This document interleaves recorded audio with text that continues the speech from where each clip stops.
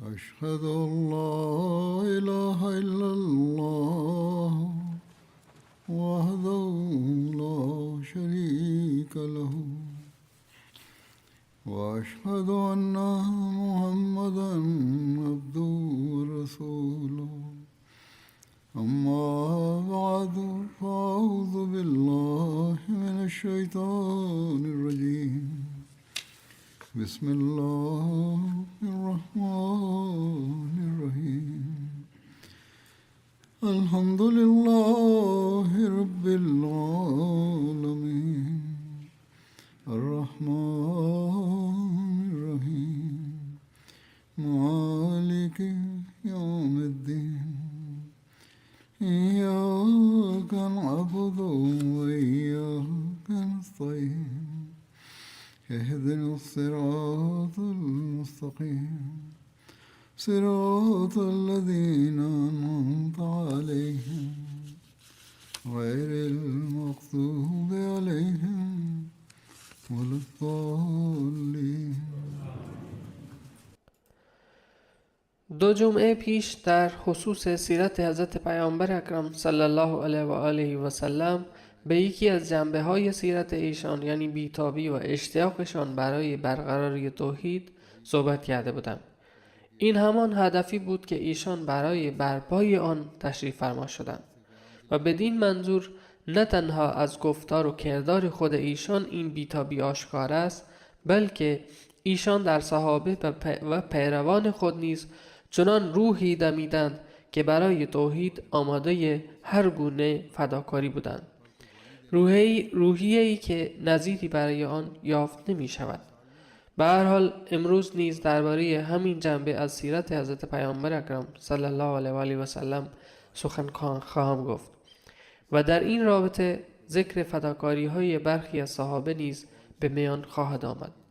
این نتیجه نمونه عملی بی‌تابی و دعای حضرت پیامبر اکرم صلی الله علیه و آله و سلم بود که صحابه نیز به این معیار دست یافتند و برای هر نوع فداکاری آماده شدند. در روایتی ذکر تحمل سختی های حضرت پیامبر اکرم صلی الله علیه و آله و سلم برای برقراری توحید چنین آمده است: یک بار مشرکین به رسول الله صلی الله علیه و آله و سلم گفتند: آیا شما در مورد معبودان ما چنین و چنان نمیگویید؟ حضرت پیامبر اکرم صلی الله علیه و آله و سلم فرمودند: بله. بر سر این ماجرا آنها گرد ایشان جمع شدند. در آن هنگام کسی به حضرت ابوبکر گفت که دوستت را دریاب.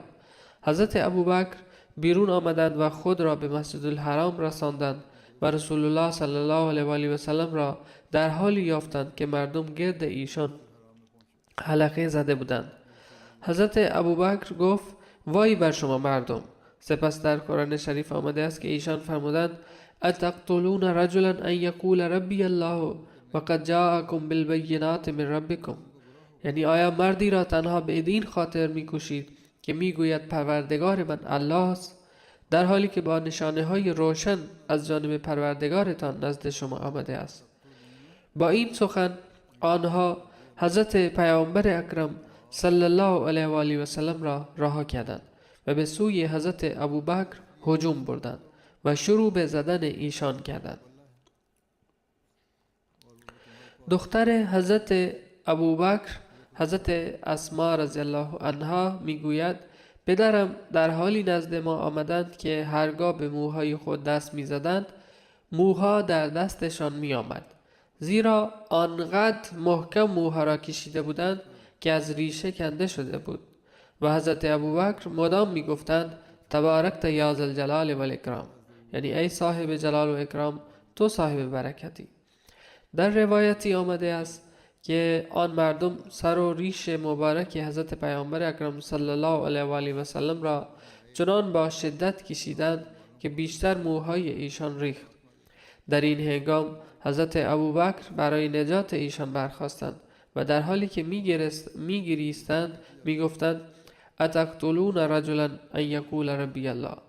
آیا مردی را میکشید که میگوید پروردگار من الله است؟ در این اثنا رسول الله صلی الله علیه و آله و سلم فرمودند: ای ابوبکر، آنها را رها کن. سوگند به کسی که جانم در دست اوست، من به سوی ایشان فرستاده شده ام تا فدا شوم. بر این اساس آنها رسول الله صلی الله علیه و آله و سلم را رها کردند. یعنی آن زمان که بر حضرت پیامبر اکرم صلی الله علیه و آله و سلم ظلم می‌کردند و ایشان را می‌زدند، حضرت پیامبر اکرم صلی الله علیه و آله و سلم وقتی ابوبکر میان آمدند این سخن را فرمودند که آنها را رها کن. همچنین راوی به نام حارث بن حارث غامدی دید که قریش به پیامبر اکرم صلی الله علیه و آله و سلم ظلم می‌کردند. پس از پدرش پرسید اینها چه کسانی هستند؟ این تنها یک واقعه نیست بلکه وقایع بیشماری بدین شکل رخ میداد و افراد متعددی شاهد آن بودند و روایت کردند. به هر حال وقتی او وضعیت را دید و از پدرش هویت آنان را جویا شد، پدرش گفت این مردم گرد صابی خود جمع شده اند. اهل مکه به طعنه پیامبر اکرم صلی الله علیه و آله و سلم و مسلمانان را صابی یعنی از دین برگشته می نامیدند. راوی می گوید ما نیز از مرکب پیاده شدیم و دیدیم که رسول الله صلی الله علیه و آله و سلم مردم را به توحید خدای عزوجل و ایمان به او دعوت می کردند و آنها انکار کرده و ایشان را می آزردند تا اینکه وقت نیمروز شد و مردم پراکنده شدند. ذکر ظلم بر ایشان در کتابه مختلف تاریخ آمده است. حضرت مسلم موعود رضی الله عنه نیز با اقتباس از آنها در دیباچه تفسیر قرآن نوشته اند که یک بار ایشان از بازار می گذشتند که گروهی از اوباش مکه گرد حضرت پیامبر اکرم صلی الله علیه و آله و سلم جمع شدند و در تمام طول راه بر گردن مبارکشان می زدند و می گفتند ای مردم، این همان شخصی است که می گوید من پیامبرم. از خانه های اطراف به خانه ایشان پیاپی سنگ پرتاب می شد. در خانه حضرت پیامبر اکرم صلی الله علیه و آله و سلم اشیای کثیف و حتی در محل طبخ غذا چیزهای آلوده مانند روده های بز و شتر و غیره می انداختند. هنگامی که به نماز می ایستادند بر سر ایشان خاک و غبار می ریختند. حتی مجبور می شدند در پناه سنگی که از صخره بیرون زده بود پنهان شده و نماز بخونند.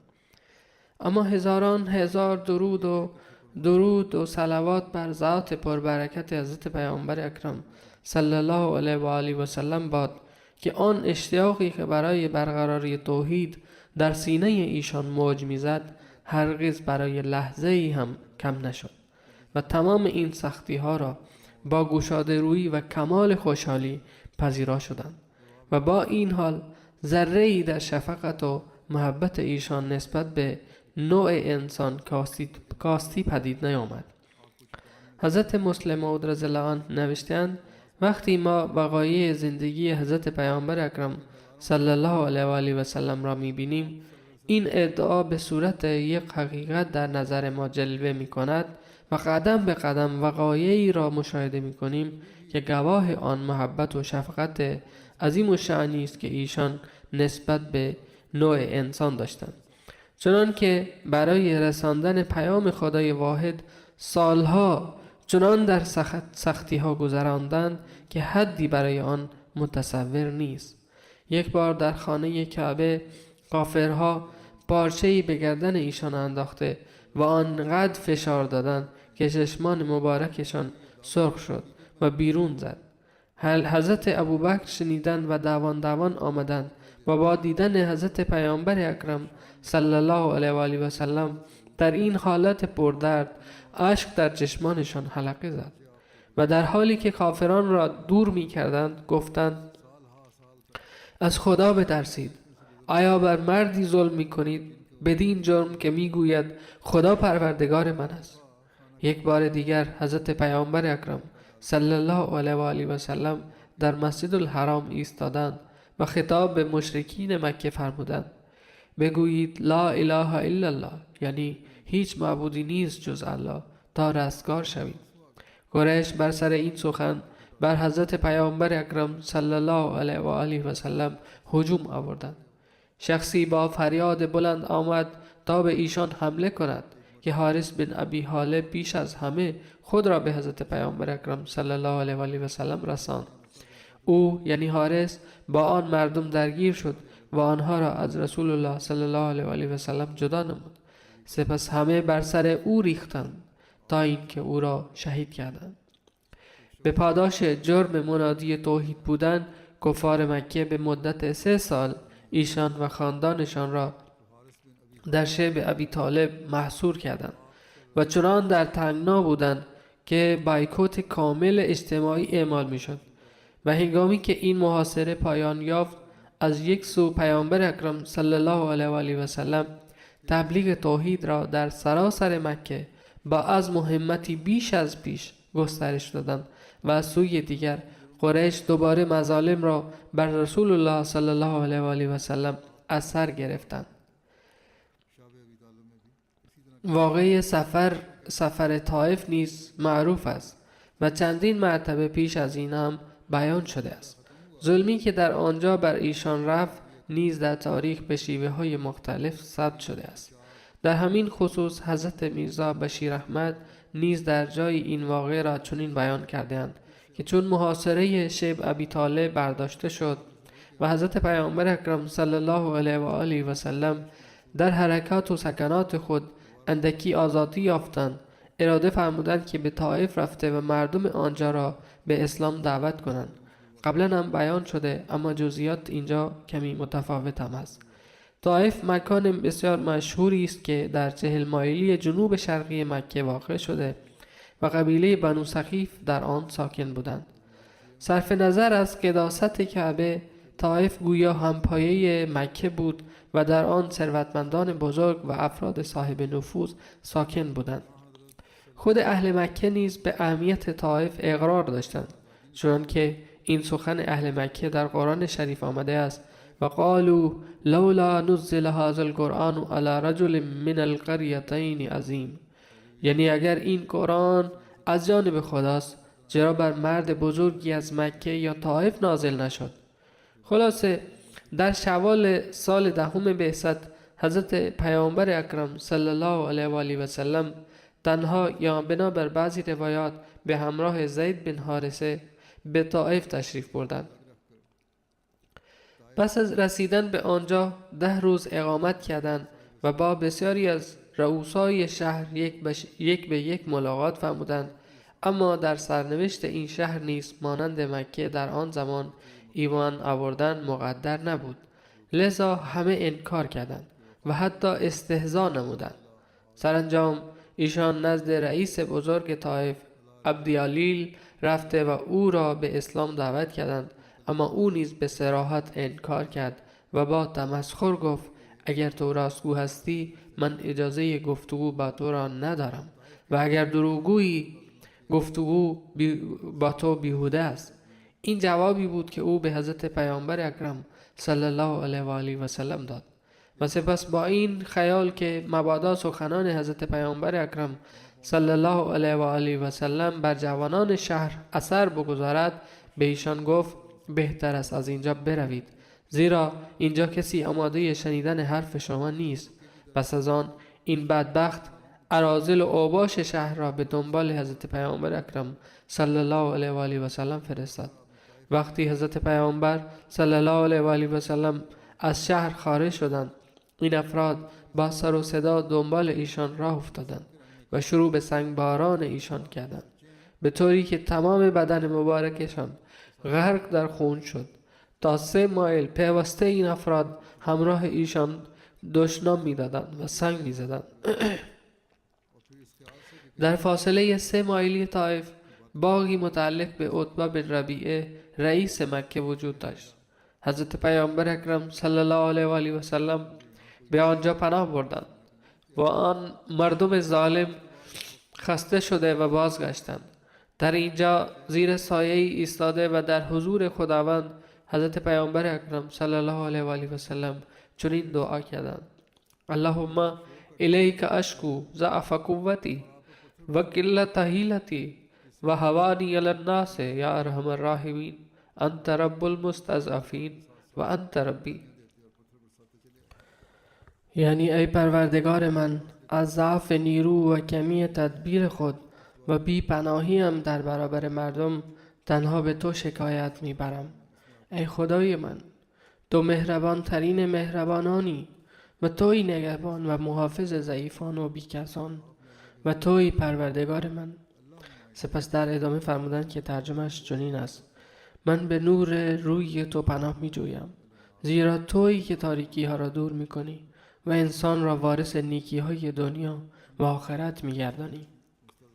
عتبه و شیبه در آن وقت در باغ خود حضور داشتند. وقتی حضرت پیامبر اکرم صلی الله علیه و آله و سلم را در این حالت دیدند، به خاطر خویشاوندی دور یا نزدیک یا حمیت قومی یا به هر دلیلی مقداری انگور در ظرفی گذاشته و به دست برده مسیحی خود به نام اداس برای ایشان فرستادند. ایشان قبول کردند و خطاب به اداس فرمودند: اهل کجایی و پیرو چه مذهبی هستی؟ او گفت: من اهل نینوا هستم و مذهبم مسیحی است. حضرت پیامبر اکرم صلی الله علیه و آله و سلم فرمودند: آیا همان نینوایی که مسکن بنده صالح خدا یونس بن متی بود؟ اداس گفت: بله. اما شما چگونه از حال یونس خبر دارید؟ فرمودند: او برادر من بود، زیرا او هم پیامبر خدا بود و من نیز پیامبر خدا هستم. سپس او را به اسلام دعوت کردند که بر وی بسیار اثر گذاشت و در جوش اخلاص وی پیش آمد و دستان حضرت پیامبر اکرم صلی الله علیه و آله و سلم را بوسید. عتبه و شیبه این منظره را از دور دیدند، لذا وقتی اداس نزد آنها برگشت گفتند: ای اداس، تو را چه شد که بر دستان این مرد بوسه زدی؟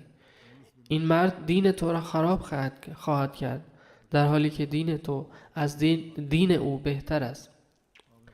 اندکی حضرت پیامبر اکرم صلی الله علیه و آله و سلم در آن باغ استراحت فرمودند و سپس از آنجا روانه شده و به نخله رسیدند که به فاصله 1 منزل از مکه واقع است. چند روزی آنجا اقامت کردند و سپس راهی کوه حرا شدند و چون به دلیل ناکامی ظاهری سفر طائف بیم آن میرفت که اهل مکه جسورتر شوند و گمان میرفت که بدین ترتیب بیشتر ظلم خواهند کرد، لذا از اینجا شخصی را شفاهان نزد مطعم بن عدی فرستادند که من میخوام وارد مکه شوم. آیا میتوانی در این کار مرا یاری دهی؟ مطعم کافر سرسختی بود، اما در نهادش شرافتی بود و در چنین شرایط این کار کردن خلاف فطرت اشراف عرب محسوب میشد. اما لذا پسران و خویشاوندان خود را همراه کرد و همه مسلح شده نزد کعبه ایستادند و پیام دادند که بیایید. ایشان آمدند و طواف کعبه کردند و از آنجا همراه مطعم و فرزندانش در سایه شمشیرها وارد خانه خود شدند. در راه ابو جهل مطعم را در این حال دید و بعد تعجب پرسید: امجیر ام تابع؟ یعنی آیا فقط پناه دهنده ای یا پیرو او شده ای؟ مطعم گفت: من فقط پناه دهنده ام، نه پیرو. ابو جهل گفت: بسیار خوب، پس اشکالی ندارد. مطعم به هر حال در همان حالت کفر از دنیا رفت، اما این یک نیکی را انجام داده بود. در حدیثی آمده است که یک بار حضرت عایشه از حضرت پیامبر اکرم صلی الله علیه و آله و سلم پرسیدند: آیا روزی سخت‌تر از روز جنگ احد نیز بر شما گذشته است؟ حضرت پیامبر اکرم صلی الله علیه و آله و سلم در پاسخ فرمودند: ای عایشه، از طرف قوم تو ساعتهای بسیار سختی را دیدم. آنگاه ایشان ماجرای سفر طائف را تعریف کردند و فرمودند که در بازگشت از این سفر فرشته کوها نزد من آمد و گفت: خدا مرا نزد شما فرستاده است تا اگر امر بفرمایید من این 2 کوه را که در سمت راست و چپ قرار دارند بر سر این مردم بکوبم و کارشان را تمام کنم. ایشان فرمودند: نه، من امید دارم که خدا از میان همین مردم کسانی را پدید بیاورد که خدای واحد را پرستش کنند. همدردی با مردم غالب آمد و در عین حال یقین کامل داشتند که روزی نسل‌های اینان اسلام را می‌پذیرند و بر توحید برقرار می‌شوند. حضرت مسلم موعود رضی الله عنه وقایع مربوط به تحمل سختی‌های حضرت پیامبر اکرم صلی الله علیه و آله و سلم به خاطر توحید را در جایی چنین بیان فرمودند که تمام اذیت‌هایی که از سوی دشمنان به حضرت پیامبر اکرم صلی الله علیه و آله و سلم رسید به خاطر اشاعه توحید بود. ایشان را می‌زدند، سگ‌ها و کودکان را به دنبال ایشان می‌انداختند. یک بار که به طائف رفتند، مردم چنان ایشان را زدند که از سر تا پا غرق خون شدند. جزئیات آن را هم اکنون بیان کردم. ایشان از شدت درد به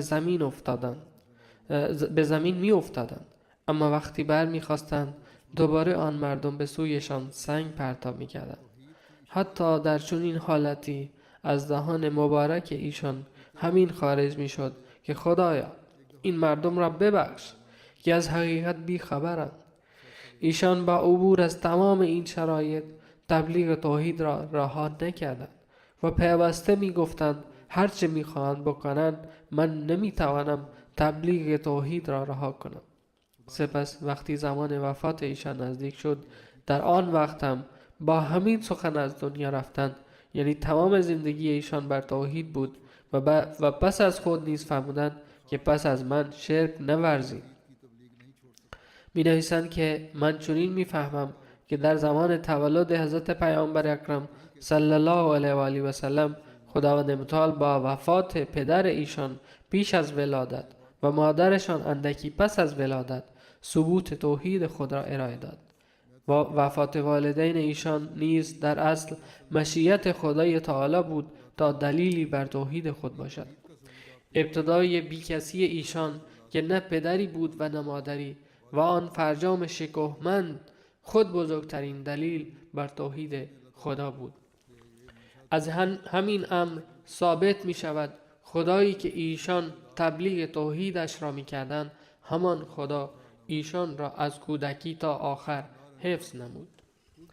ذکر تبلیغ ایشان در بازارهای عرب نیز نقل شده است، چنانکه نوشته اند حضرت پیامبر اکرم صلی الله علیه و آله و سلم برای برقراری توحید فریضه تبلیغ انفرادی و اجتماعی را در مکه انجام می‌دادند و علاوه بر آن به برخی از بازارهای عرب می‌رفتند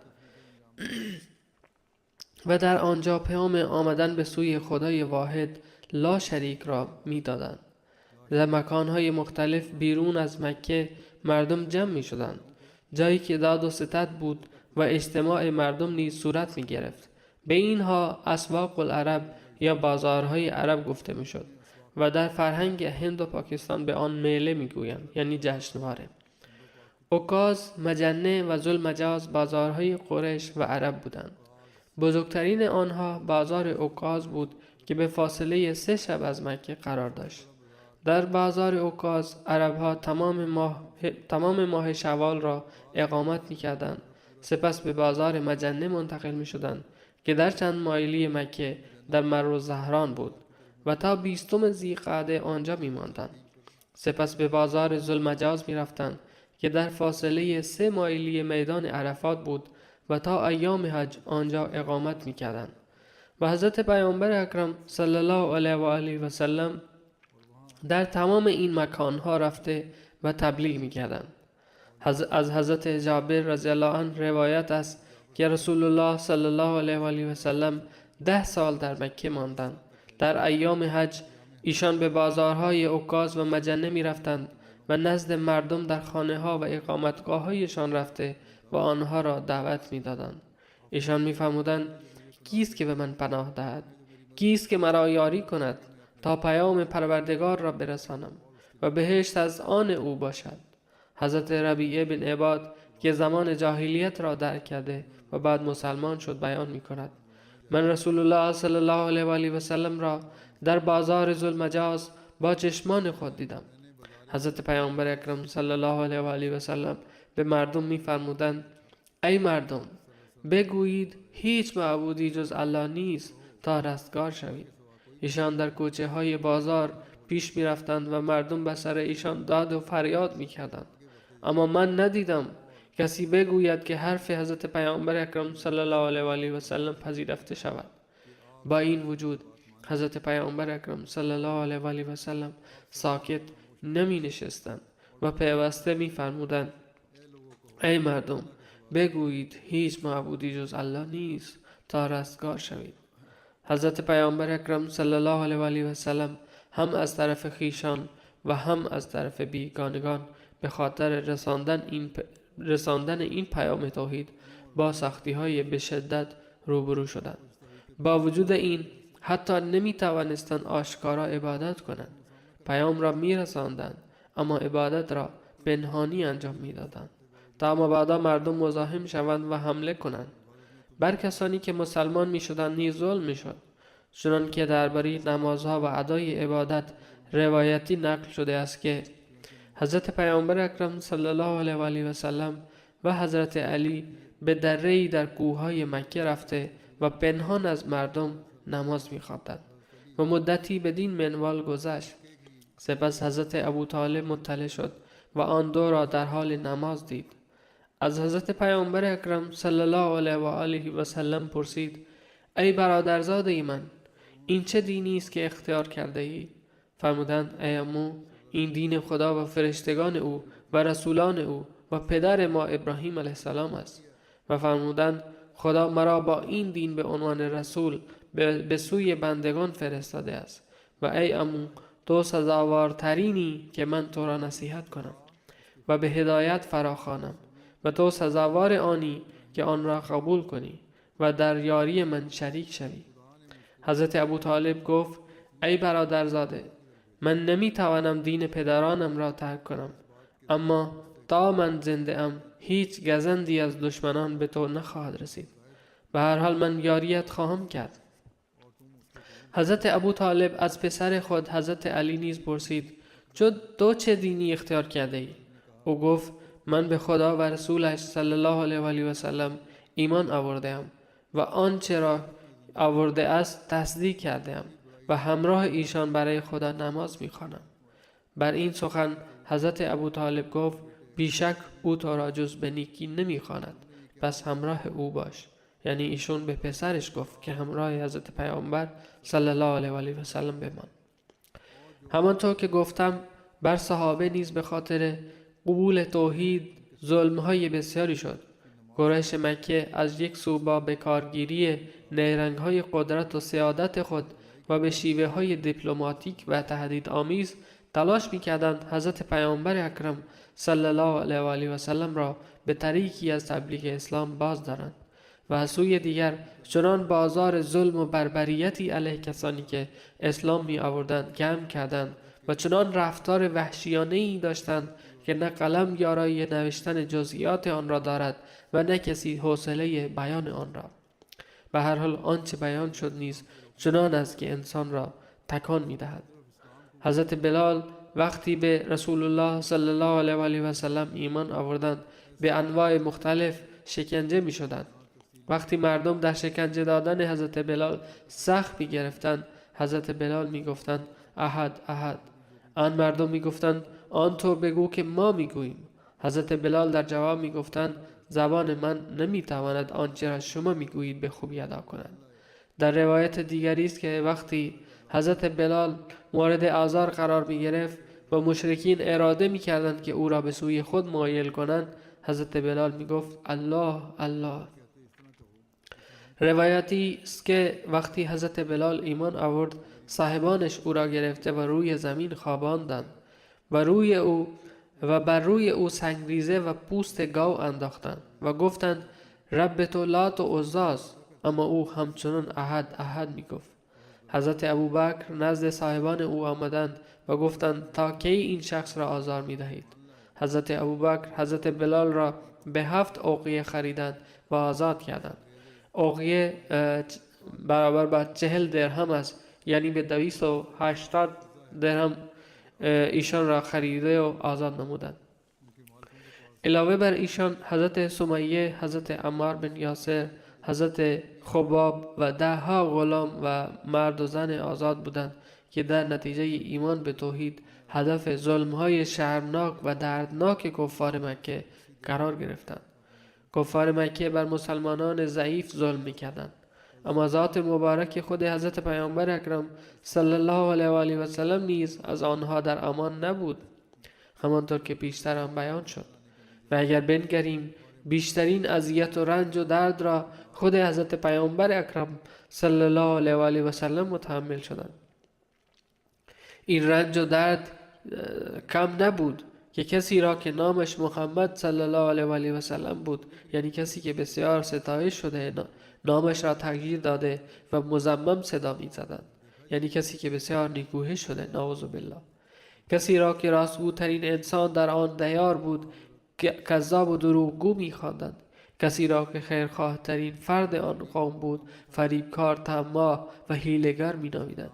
کسی را که جوانی و صحت و تندرستی و شب و روز خود را وقف هدایت و اصلاح و بهبود آن قوم کرده بود مجنون و دیوانه و بیمار می خواندند.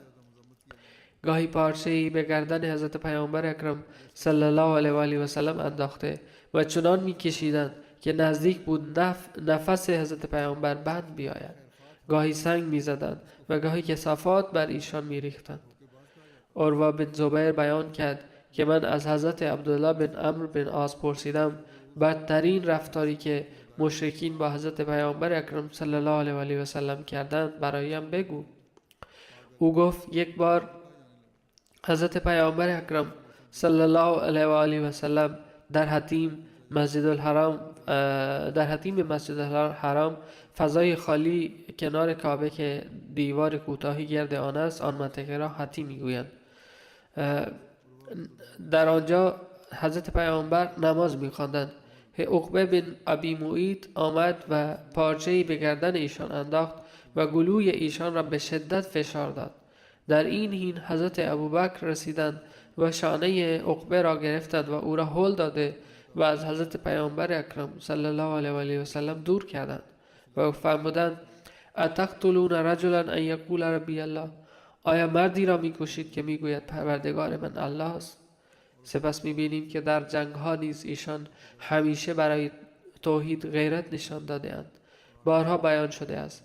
واقع معروف جنگ احد است که میشنویم وقتی ابو سفیان نام حضرت پیامبر اکرم صلی الله علیه و آله و سلم، حضرت ابوبکر و حضرت عمر رضی الله عنهما را برد و گفت اینها کجا هستند؟ حضرت پیامبر اکرم صلی الله علیه و آله و سلم به همه دستور دادن جواب ندهید، زیرا در آن لحظه جواب دادن می توانست به خاطر وضعیت ضعیف مسلمانان آنها را به خطر اندازد. لذا فرمودند ساکت باشید. اما وقتی ابو سفیان فریاد زد اول هبل، سربلند بعد هبل، وقتی این را گفت پیامبر اکرم صلی الله علیه و آله و سلم بیقرار شده فرمودند جوابش را بدهید. صحابه گفتند چه بگوییم؟ فرمودند بگویید الله اعلی و جل، الله بلند مرتبه تر و بزرگوار تر است. ابو سفیان گفت لنا العزی ولا عزی لکم، یعنی ما عزی را داریم و شما عزی ندارید. پیامبر اکرم صلی الله علیه و آله و سلم فرمودند جوابش را بدهید. گفتند چه بگوییم؟ فرمودند بگویید الله مولانا ولا مولا لکم، یعنی الله سرپرست ماست و شما سرپرستی ندارید. جایی که پای ذات خدا و توحید در میان آمد ایشان پروای هیچ خطری را نکردند. ایشان هیچ اعتنایی به هیچ خطری نکردند. پس این غیرت توحید در آن لحظه بود که به صحابه فرمودند بگویید الله اعلی و اجل، شما دروغ میگویید، شأن هبل بلند نیست، الله آن یگانه بی همتا معزز است و شأن او بالاست.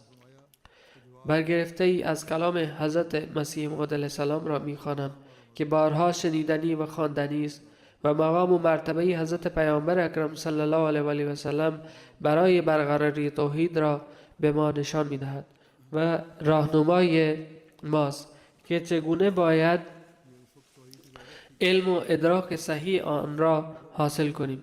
ایشان می‌فرمایند من همیشه به نگاه تعجب می‌بینم که این پیامبر عربی که نامش محمد است هزاران هزار درود و صلوات بر او باد صلی الله علیه و آله و سلم. چه پیامبری عالی مرتبه است. انتهای مقام عالی او معلوم نمی شود و اندازه گیری تأثیر قدسی او کار انسان نیست. افسوس که آنطور که حق شناخت اوست مرتبه شناخته نشده است. آن توحیدی که از دنیا گم شده بود، او همان پهلوانی است که دوباره آن را به دنیا آورد. او با خدا تا نهایت درجه محبت ورزید و در همدردی با بنی نوع انسان جانش گداخته شد. لذا خدایی که از راز دل او آگاه بود، او را بر تمام انبیا و بر سایر اولین و آخرین فضیلت و برتری بخشید و مرادهای او را در زندگیش به او داد. این زیبایی این امر است که محبت با خدا را نیز به منتها رساندند و همدردی با مخلوق را نیز به منتها رساندند تا آنها به خدای متعال نزدیک شوند، بر توحید استوار شوند و دنیا و آخرت خود را سامان دهند. حضرت مسیح موعود علیه السلام در ادامه می‌فرماید او همان است که سرچشمه هر فیضی است و شخصی که بدون اقرار به افاضه او ادعای فضیلتی و برتری کند انسان نیست، بلکه ذریه شیطان است. زیرا کلید هر برتری و فضیلت به او داده شده و خزانه هر معرفت به او عطا شده است. کسی که از طریق او نمی یابد محروم ازلی است. ما چه چیزی هستیم و حقیقت ما چیست؟ ما کافر نعمت خواهیم بود اگر اقرار نکنیم که توحید حقیقی را ما به وسیله همین پیامبر یافته ایم و شناخت خدای زنده را ما به وسیله همین پیامبر کامل و از نور او گرفته ایم و شرف مکالمات و مخاطبات خدا نیز که با آن صورت او را می‌بینیم به وسیله همین پیامبر بزرگوار برای ما میسر شده است. پرتو این آفتاب هدایت مانند نور خورشید بر ما میتابد و ما تا وقتی میتوانیم منور بمانیم که در مقابل آن ایستاده ایم. پس برای رسیدن به خدای تعالی و برای شناخت توحید حقیقی اکنون تنها حضرت پیامبر اکرم صلی الله علیه و آله و سلم وسیله هستند. ایشان می‌فرمایند آن مردمی که بر این باور نادرست جمود دارند که هر که بر حضرت پیامبر صلی الله علیه و آله و سلم ایمان نیاورد یا مرتد شود و بر توحید استوار باشد و خدا را واحد لا شریک بداند، او هم رستگار خواهد شد و از این ایمان نیاوردن یا مرتد شدن هیچ باکی نیست. چون این مردمی در حقیقت از حقیقت توحید بیخبرند. صرف واحد دانستن خدا مایه نجات نمی شود، بلکه نجات و رستگاری منوط به دو امر است. اول این که با یقین کامل بر وجود خدا و وحدانیت او ایمان آورد. دوم این که چنان محبت کاملی نسبت به حضرت احدیت جل شأنه در دل او جایگزین شود که نتیجه استیلا و غلبه آن این باشد که اطاعت خدای تعالی عین راحت جان او گردد که بدون آن نتواند زندگی کند. چنان غلبه‌ای در این حالت باشد و محبت او تمام محبت‌های اغیار را رفع و معدوم سازد. این همان توحید حقیقی است که به جز اطاعت و پیروی از سید و مولای ما حضرت محمد مصطفی صلی الله علیه و آله و سلم نمیتواند حاصل شود. چرا حاصل نمی شود؟ جواب این است که ذات خدا غیب الغیب و وراء الورا و بسیار مخفی است که عقل انسانی فقط با قدرت خود نمیتواند آن را دریابد و هیچ برهان عقلی دلیل قطعی بر وجود او نمیتواند باشد. زیرا دوش و سعی عقل فقط تا این حد است که بر صنعت‌های این عالم یا جهان نظر کرده ضرورت صانع را حس کند، اما حس کردن ضرورت چیزی دیگر است و رسیدن به این درجه عین الیقین که خدایی که ضرورتش تسلیم شده در حقیقت موجود هم هست چیزی دیگر است. تنها گفتن این که باید صانعی باشد کافی نیست، بلکه آیا او هست، کیست، آیا خدای زنده است. اگر اینها باید معلوم شود، پس این علم تنها با پیوستن به حضرت پیامبر اکرم صلی الله علیه و آله و سلم حاصل می شود.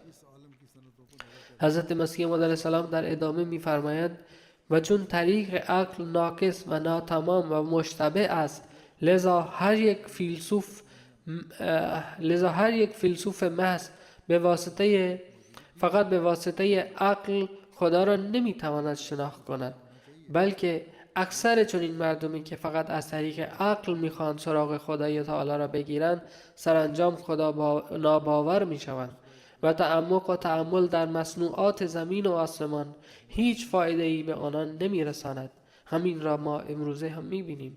بسیاری از افراد تحصیل کرده در میان خود مسلمانان دارند خدا ناباور میشوند، وجود خدا را انکار میکنند، چون نمیفهمند آنها با پیوستن به حضرت پیامبر اکرم صلی الله علیه و آله و سلم در این امور تفکر نکرده‌اند که ایشان چه تعلیمی داده‌اند. حضرت مسیح موعود علیه السلام فرمودند و بر کاملین خدای تعالی تمسخر و میخندند و حجتشان این است که در دنیا هزارها چیز یافت می شود که ما هیچ فایده ای برای وجود آنها نمی بینیم و در آنها با تحقیق عقلی ما هیچ صنعتی ثابت نمی شود که بر صانع دلالت کند، بلکه وجود آن چیزها لغو و بیهوده و باطل به نظر می آید. افسوس آن نادانان نمی دانند. اینها دلیل می آورند که صانعی نیست، چون هر چیزی فایده ندارد، چون خودشان نمیدانند فایده ای دارد یا نه، چون علم خودشان محدود است، لذا چون این حرفی میزنند. حضرت مسیح موعود علیه السلام در ادامه میفرمایند افسوس آن نادانان نمیدانند که از عدم علم عدم شی لازم نمی آید. یعنی اینطور نیست که اگر علم چیزی نباشد آن چیز اصلا وجود ندارد. از این قبیل مردم صدها هزار در این زمانه یافت می شوند که خود را در درجه اول باهوش و فیلسوف می پندارند و از وجود خدای تعالی سخت منکرند. حال معلوم است که اگر دلیل عقلی قدرتمندی می یافتند وجود خدای تعالی را انکار نمی کردند و اگر برهان یقینی عقلی بر وجود خدای تعالی آنها را ملزم می کرد، یعنی دهانشان را می‌بست، آنها با کمال بی‌حیایی و تمسخر و خنده منکر وجود خدای تعالی نمی‌شدند. پس هیچ کس با نشستن بر کشتی فلاسفه نمی‌تواند از طوفان شبهات نجات یابد، بلکه حتما غرق خواهد شد و هرگز شربت توحید خالص برایش میسر نخواهد شد.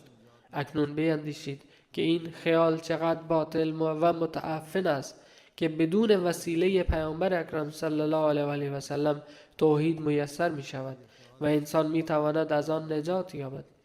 ای نادانان، تا زمانی که بر وجود خدا یقین کامل نباشد چگونه بر توحید او یقین حاصل شود؟ پس یقینا بدانید که توحید یقینی فقط به وسیله پیامبر می تواند حاصل شود، چنانکه نبی ما صلی الله علیه و آله و سلم خدا ناباوران و بیدینهای عرب را با نشان دادن هزارها نشانه آسمانی قائل به وجود خدای تعالی کردند و تاکنون پیروان راستین و کامل حضرت پیامبر اکرم صلی الله علیه و آله و سلم آن نشانه ها را به خدا ناباورها عرضه می کنند. امروز نیز ما نشانه ها را ارائه می دهیم. حقیقت این است که تا انسان قدرت های زنده خدای زنده را مشاهده نکند، شیطان از دلش بیرون نمی رود و توحید راستین وارد دلش نمی شود و نمی تواند به طور یقینی قائل به وجود خدا شود و این توحید پاک و کامل تنها به وسیله حضرت پیامبر اکرم صلی الله علیه و آله و سلم حاصل می شود. پس این توحید راستین است که باید برای جستجوی آن تلاش کنیم. باید سعی کنیم ایمان خود را به آن معیاری برسانیم که برای هر نوع فداکاری آماده باشیم. عشق صادقانه به حضرت پیامبر اکرم صلی الله علیه و آله و سلم را در درون خود ایجاد کنیم.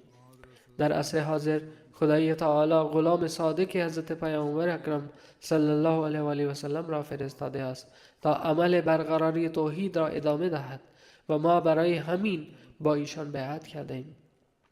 پس برای این هدف باید تلاش کامل کنیم تا حق آن را ادا نماییم و برای آن دعا هم باید بکنیم. در این روزهای باقی مانده رمضان به طور خاص باید دعا کنیم که برای برقراری توحید و غیرت بر آن ما پیشگام باشیم. خدای تعالی به ما توفیق دهد و ضعف‌های ما را دور بفرماید. برای امت اسلامی نیز همانطور که در جمعه گذشته هم گفتم دعا کنید. آنها نیز توحید حقیقی را درک کنند و به آن عمل نمایند. تنها در این صورت بقای آنها ممکن است. تنها آن زمان می توانند از نیرنگ‌های دجالی دشمنان در امان بمانند. خداوند متعال به آنان نیز توفیق دهد. پس از نماز جنازه غیابی را اقامه خواهم کرد که مربوط به جناب ذکرالله طایو ایوب، مربی جماعت است که در روزهای گذشته در سن 80 سالگی درگذشتند. انا لله و انا الیه راجعون. ایشان به فضل خدا موسی بودند. از نیجریه تعلق داشتند. در سال 1965 از طریق یک رویا به احمدیه گرویدند. در سال 1966 در کالج تربیت مبلغین غانا ثبت نام کردند و پس از تکمیل تحصیلات مقدماتی در سال 1969 به نیجریه بازگشتند. پس از یک سال خدمت در سال 1970 برای اخذ مدرک شاهد وارد جامعه الاحمدیه ربوه شدند. در 1977 امتحان مولوی فاضل را نیز پاس کردند. در 1979 مدرک شاهد را گرفتند و سپس به نیجریه آمدند و خدمت را آغاز کردند و تا زمان وفات همانجا بودند. ایشان توفیق یافتند حدود 47 سال خدمت کنند. در مناطق مختلف نیجریه توفیق خدمت یافتند. به عنوان نایب امیر نیجریه نیز خدمت به جا آوردند. مدرک فوق لیسانس در روزنامه نگاری نیز داشتند، لذا در این زمینه نیز فعالیت می‌کردند. مدیر جامعه المبشرین نیجریه نیز منصوب شدند. ابتدا سرپرست و سپس 4 سال مدیر رسمی هم بودند. ورزشکار بسیار خوبی بودند و علاقه زیادی به ورزش داشتند، اما هرگز نگذاشتند ورزش مانعی در عباداتشان شود. همچنین نویسنده خوبی بودند، زبانشناس و شاعر نیز بودند. بازماندگانشان شامل همسر و 3 پسر و 5 دختر هستند. پسر کوچکشان آقای عبدالمجیب در حال حاضر در نیجریه علاوه بر مبلغ جماعت به عنوان هماهنگ کننده ریویو آف ریلیجنز نیجریه خدمت می‌کند و واقف زندگی است. مبلغ مسئول آقای طاهر عدنان میگوید مرحوم بسیار پرهیزکار، فرمانبردار و وجودی بودند که همیشه آماده خدمت به جماعت بودند. میگوید من بیش از 20 سال فرصت داشتم ایشان را از نزدیک ببینم و در این مدت نمونه‌های بسیاری از کردار عالی، فروتنی، تواضع و وفاداری فوق‌العاده و اطاعت نسبت به خلافت و نظام جماعت را در ایشان مشاهده کردم. میگویند من سرمبلغ شدم در حالی که ایشان از نظر سن از من بزرگتر بودند، اما با کمال وفا و مسئولیت شناسی و اطاعت حرف مرا میپذیرفتند و عمل میکردند. همچنین آقای یوسف خالق مربی جماعت میگویند که به عنوان مدیر توجه ویژه‌ای به تربیت طلاب داشتند. در طلاب احساس مسئولیت ایجاد میکردند و همیشه توصیه میکردند که برای هیچ کاری عذر نیاورند. بر عمل فوری به دستورات خلیفه وقت تاکید ویژه داشتند. برای تربیت عملی طلاب را به محل‌های تبلیغی نیز می‌فرستادند. برای هر کاری همیشه نمونه عملی خود را نشان می‌دادند که اثر عمیقی بر زندگی طلاب می‌گذاشت. من نیز ایشان را دیدم. انسانی بسیار مخلص، وفادار و بسیار متواضع بودند. خداوند متعال با ایشان به مغفرت و رحمت رفتار نماید و درجاتشان را بلند گرداند.